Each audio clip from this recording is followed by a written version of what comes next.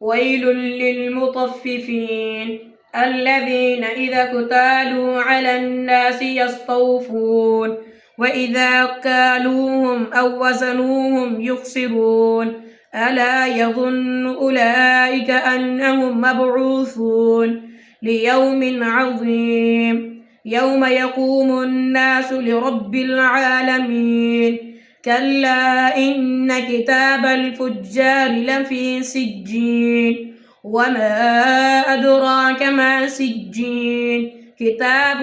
مرقوم ويل يومئذ للمكذبين وما يكذب به إلا كل معتد أثيم إذا تتلى عليه آياتنا قال أساطير الأولين كلا بل ران على قلوبهم ما كانوا يكسبون كلا إنهم عن ربهم يومئذ لمحجوبون ثم إنهم لصال الجحيم ثم يقال هذا الذي كنتم به تكذبون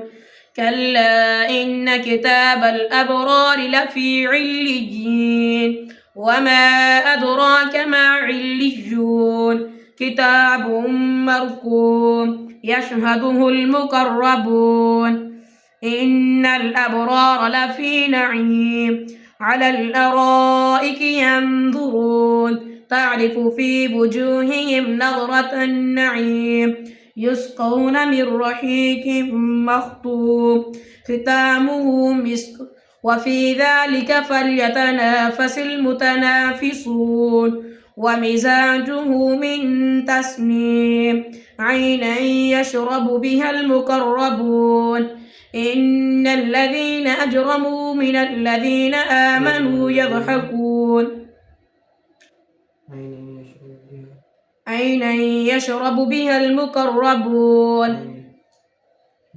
عينا يشرب بها المقربون إن الذين أجرموا كانوا من الذين يضحكون وإذا مروا بهم يتغامزون وإذا انقلبوا إلى أهلهم انقلبوا فكهين وإذا رأوهم قالوا إن هؤلاء لضالون وما أرسلوا عليهم حافظين